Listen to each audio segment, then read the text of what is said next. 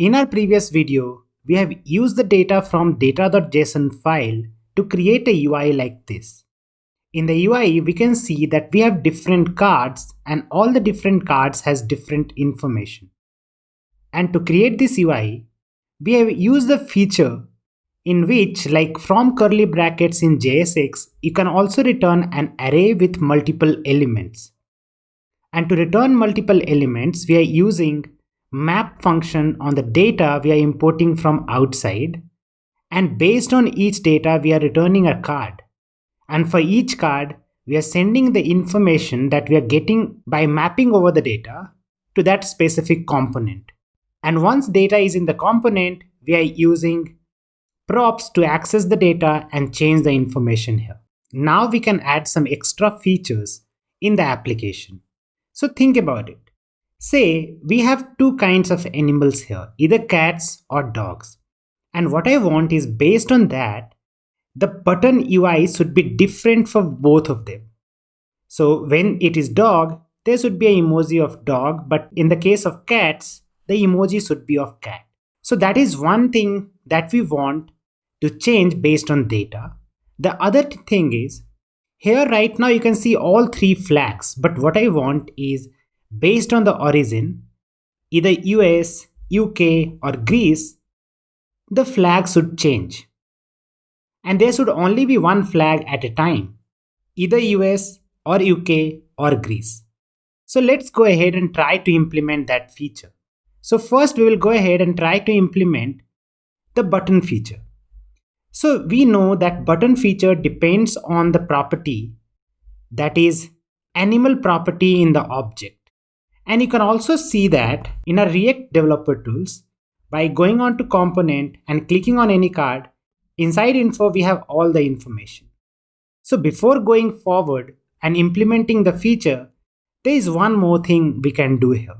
So can you see what is happening here is like whenever you're sending the information as card, it is going inside an info object. So whenever you want to access that property, you will have to always say props.info, props.info, props.info. So you will always have to say props.info to access those values. Like you're doing it here and all the different lines. If we don't want to do that, there is one way of doing that is, I want to send all the key value pair from animal as props directly to card. So for that, we can create an object and spread every property from animals.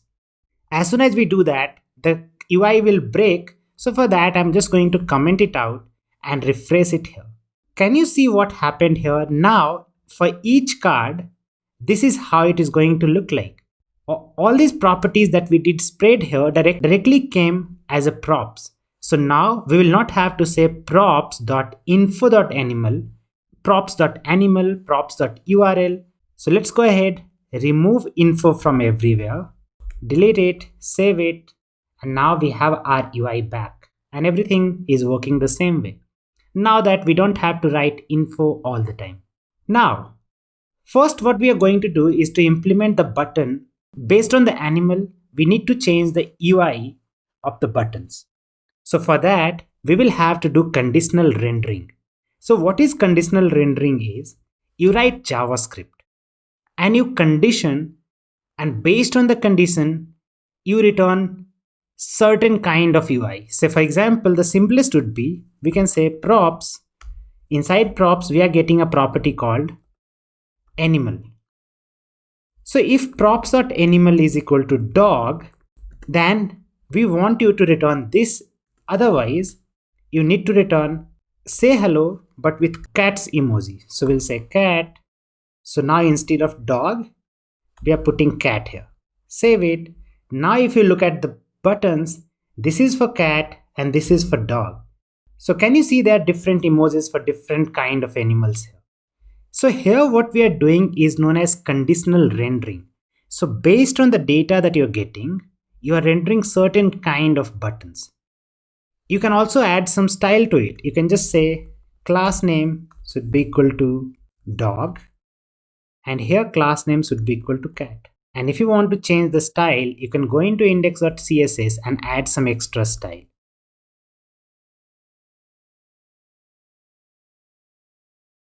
Save it and we can see the button has changed. Similarly, for cat, we can do the similar thing. We'll just change the background color to make it look different. So now we can see this is for cats and this is for dogs. So here, for different animals, we are returning different kind of UI. Similarly, let's go ahead and condition these different flags based on the country code. We just need to return one of the flag from here. Here, the way we did conditional rendering is by using ternary operator, because we know ternary operator is a expression, and in curly brackets you can only put expression. There is another way to deal with that also. Say for example, here we have to render different flag based on the name of country.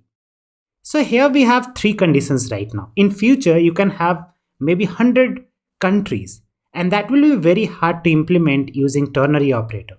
So when we write JavaScript in this kind of condition, we would like to write switch statement. But the point is you cannot write switch here, right? Because switch is a statement, and in curly brackets, you can only put expressions. But don't worry, I've got you covered. Let's see how can we use switch in JSX. We know we cannot use switch, right? Because it is statement. But can we use a function that uses switch, right? We can do that. So what we will do, we'll call getFlag as a function. GetFlag will also accept a parameter that is props.countrycode. And here what we are going to do, we are going to write a function called getFlag. So we'll accept one parameter, country code. And based on that, we are just going to write a switch statement. So we'll say switch over country code. And if the value is, say for example, US, you have to return this flag along with the name of the country. So we'll say the flag and $ country code. Similarly, we have another condition. Similarly, the second condition is if it is UK, we have to return this flag. And if it is Greece, GR, we need to return this flag. And default, I'm just going to return empty.